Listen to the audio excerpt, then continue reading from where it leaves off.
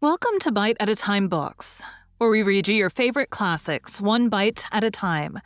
My name is Bree Carlile, and I love to read, and wanted to share my passion with listeners like you. Be sure to follow the show on your favorite podcast platforms so you get all the new episodes. Or you can follow the show on YouTube, where we have playlists for all the stories. You can find us on all the social medias, at Bite at a Time Books, or on our website, biteatatimebooks.com, where you can also sign up for our newsletter for more information on what we're reading and what's coming next for the podcasts. We're a part of the Bite at a Time Books Productions Network. If you'd also like to hear what inspired your favorite classic author to write their novels, and what was going on in the world at the time, check out the Bite at a Time Books Behind the Story podcast, Tuesdays, wherever you listen to podcasts. Today we'll be continuing The Memoirs of Sherlock Holmes by Arthur Conan Doyle. The Crooked Man. Bite 1. One summer night, a few months after my marriage, I was seated by my own hearth, smoking a last pipe and nodding over a novel, for my day's work had been an exhausting one. My wife had already gone upstairs, and the sound of the locking of the hall door some time before told me that the servants had also retired. I had risen from my seat and was knocking out the ashes of my pipe when I suddenly heard the clang of the bell. I looked at the clock. It was 11:45. This could not be a visitor at so late an hour. A patient, evidently, and possibly an all-night sitting. With a wry face, I went out into the hall and opened the door. To my astonishment, it was Sherlock Holmes who stood upon my step. "Ah, Watson," said he.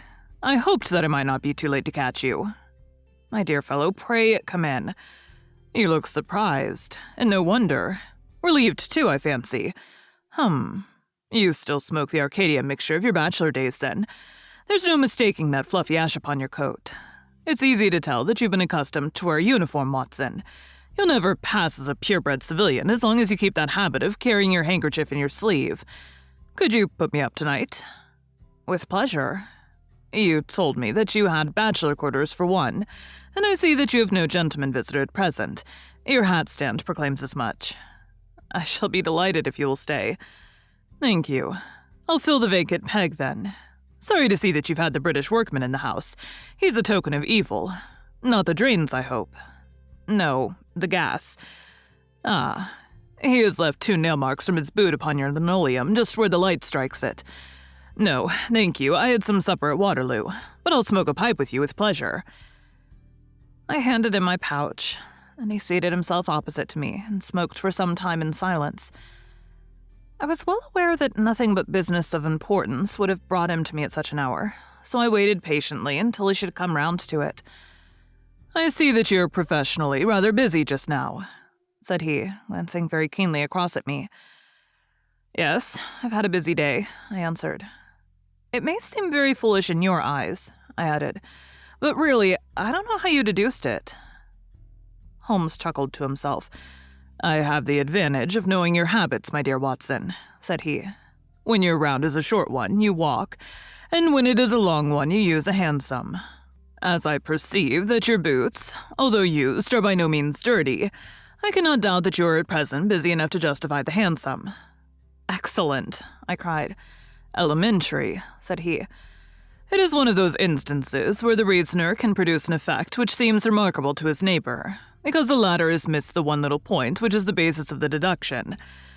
The same may be said, my dear fellow, for the effect of some of these little sketches of yours, which is entirely meretricious, depending as it does upon your retaining in your own hands some factors in the problem which are never imparted to the reader.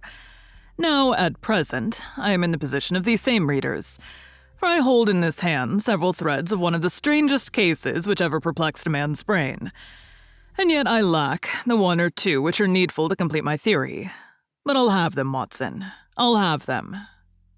His eyes kindled, and a slight flush sprang into his thin cheeks. For an instant only. When I glanced again, his face had resumed that red Indian composure which had made so many regard him as a machine rather than a man. "The problem presents features of interest," said he. "I may even say exceptional features of interest. I've already looked into the matter and have come, as I think, within sight of my solution. If you could accompany me in that last step, you might be of considerable service to me." "I should be delighted. Could you go as far as Aldershot tomorrow?" "I have no doubt Jackson would take my practice." "Very good. I want to start by the 11:10 from Waterloo. That would give me time. And if you're not too sleepy, I will give you a sketch of what has happened, and of what remains to be done. I was sleepy before you came. I'm quite wakeful now. I will compress the story as far as may be done without omitting anything vital to the case. It is conceivable that you may even have read some account of the matter. It is a supposed murder of Colonel Barclay of the Royal Mallows at Aldershot, which I'm investigating. I've heard nothing of it. It has not excited much attention yet, except locally. The facts are only 2 days old. Briefly, they are these. The Royal Mallows is, as you know, one of the most famous Irish regiments in the British Army.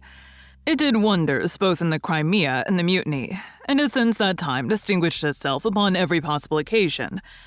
It was commanded up to Monday night by James Barclay, a gallant veteran who started as a full private, was raised to commissioned rank for his bravery at the time of the mutiny, and so lived to command the regiment in which he had once carried a musket. Colonel Barclay had married at the time when he was a sergeant, and his wife, whose maiden name was Miss Nancy Devoy, was the daughter of a former color sergeant in the same corps. There was, therefore, as can be imagined, some little social friction when the young couple, for they were still young, found themselves in their new surroundings. They appear, however, to have quickly adapted themselves, and Mrs. Barclay has always, I understand, been as popular with the ladies of the regiment as her husband was with his brother officers. I may add that she was a woman of great beauty, and that even now, when she's been married for upwards of 30 years, she is still of a striking and queenly appearance. Colonel Barclay's family life appears to have been a uniformly happy one. Major Murphy, to whom I owe most of my facts, assures me that he's never heard of any misunderstanding between the pair. On the whole, he thinks that Barclay's devotion to his wife was greater than his wife's to Barclay. He was acutely uneasy if he were absent from her for a day. She, on the other hand, though devoted and faithful, was less obtrusively affectionate, but they are regarded in the regiment as the very model of a middle-aged couple. There was absolutely nothing in their mutual relations to prepare people for the tragedy which was to follow. Colonel Barclay himself seems to have had some singular traits in his character. He was a dashing, jovial old soldier in his usual mood, but there were occasions on which he seemed to show himself capable of considerable violence and vindictiveness. This side of his nature, however, appears never to have been turned towards his wife. Another fact, which had struck Major Murphy and 3 out of 5 of the other officers with whom I conversed, was a singular sort of depression which came upon him at times. As the Major expressed it, the smile had often been struck from his mouth, as if by some invisible hand, when he has been joining the gaieties and chaff of the mess table. For days on end, when the mood was upon him, he had been sunk in the deepest gloom. This, and a certain tinge of superstition, were the only unusual traits in his character which his brother officers had observed. The latter peculiarity took the form of a dislike to being left alone, especially after dark. This puerile feature in a nature which was conspicuously manly had often given rise to comment and conjecture. The 1st Battalion of the Royal Mallows, which is the old 117th, has been stationed at Aldershot for some years. The married officers live out of barracks, and the colonel has during all this time occupied a villa called Lakeene, about half a mile from the North Camp. The house stands in its own grounds, but the west side of it is not more than 30 yards from the high road. A coachman and 2 maids form the staff of servants. These, with their master and mistress, were the sole occupants of Lakeene, for the Barclays had no children, nor was it usual for them to have resident visitors. Now, for the events at Lakeene between 9 and 10 on the evening of last Monday. Mrs. Barclay was, it appears, a member of the Roman Catholic Church, and had interested herself very much in the establishment of the Guild of St. George, which was formed in connection with the Watt Street Chapel, for the purpose of supplying the poor with cast-off clothing. A meeting of the Guild had been held that evening at 8, and Mrs. Barclay had hurried over her dinner in order to be present at it. When leaving the house, she was heard by the coachman to make some commonplace remark to her husband, and to assure him that she would be back before very long. She then called for Miss Morrison, a young lady who lives in the next villa, and the 2 went off together to their meeting. It lasted 40 minutes, and at 9:15, Mrs. Barclay returned home, having left Miss Morrison at her door as she passed. There is a room, which is used as a morning room at Lakeen. This faces the road and opens by a large glass folding door onto the lawn. The lawn is 30 yards across and is only divided from the highway by a low wall with an iron rail above it. It was into this room that Mrs. Barclay went upon her return. The blinds were not down, for the room was seldom used in the evening, but Mrs. Barclay herself lit the lamp and then rang the bell, asking Jane Stewart, the housemaid, to bring her a cup of tea, which was quite contrary to her usual habits. The colonel had been sitting in the dining room, but hearing that his wife had returned, he joined her in the morning room. The coachman saw him cross the hall and enter it. He was never seen again alive. The tea which had been ordered was brought up at the end of 10 minutes, but the maid, as she approached the door, was surprised to hear the voices of her master and mistress in furious altercation. She knocked without receiving any answer, and even turned to the handle, but only to find that the door was locked upon the inside. Naturally enough, she ran down to tell the cook, and the 2 women with the coachman came up into the hall and listened to the dispute which was still raging. They all agreed that only 2 voices were to be heard, those of Barclay and of his wife. Barclay's remarks were subdued and abrupt, so that none of them were audible to the listeners. The ladies, on the other hand, were most bitter, and when she raised her voice, could be plainly heard, "You coward," she repeated over and over again. "What can be done now? What can be done now? Give me back my life. I will never so much as breathe the same air with you again. You coward, you coward." Those were scraps of her conversation, ending in a sudden dreadful cry in the man's voice, with a crash and a piercing scream from the woman. Convinced that some tragedy had occurred, the coachman rushed to the door and strove to force it, while scream after scream issued from within.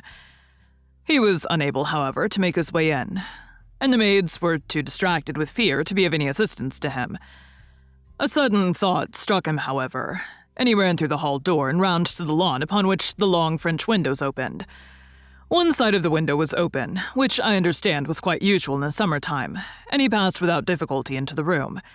His mistress had ceased to scream, and was stretched insensible upon a couch, while with his feet tilted over the side of an armchair, and his head upon the ground near the corner of the fender, was lying the unfortunate soldier, stone dead in a pool of his own blood. Naturally, the coachman's first thought, on finding that he could do nothing for his master, was to open the door. But here, an unexpected and singular difficulty presented itself.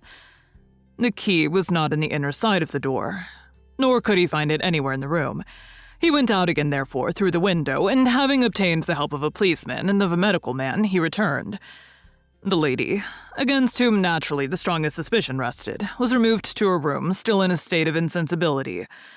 The colonel's body was then placed upon the sofa, and a careful examination made of the scene of the tragedy. The injury from which the unfortunate veteran was suffering was found to be a jagged cut, some 2 inches long at the back part of his head, which had evidently been caused by a violent blow from a blunt weapon. Nor was it difficult to guess what that weapon may have been. Upon the floor, close to the body, was lying a singular club of hard-carved wood with a bone handle. The colonel possessed a varied collection of weapons brought from the different countries in which he had fought, and it is conjectured by the police that his club was among his trophies. The servants deny having seen it before, but among the numerous curiosities in the house, it is possible that it may have been overlooked. Nothing else of importance was discovered in the room by the police, save the inexplicable fact that neither upon Mrs. Barclay's person, nor upon that of the victim, nor in any part of the room was the missing key to be found. The door had eventually to be opened by a locksmith from Aldershot. That was the state of things, Watson, when upon the Tuesday morning, I, at the request of Major Murphy, went down to Aldershot to supplement the efforts of the police.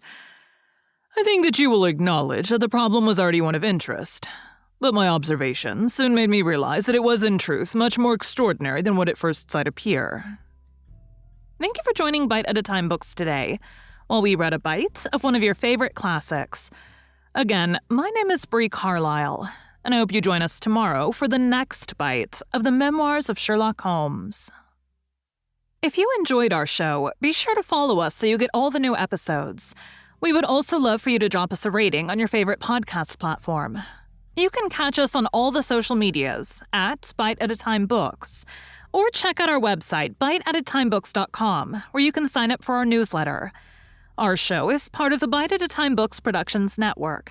If you would also like to hear about the authors who write the books we read on the show, check out the Bite at a Time Books Behind the Story podcast, wherever you listen to podcasts, or on biteatatimebooksbehindthestory.com.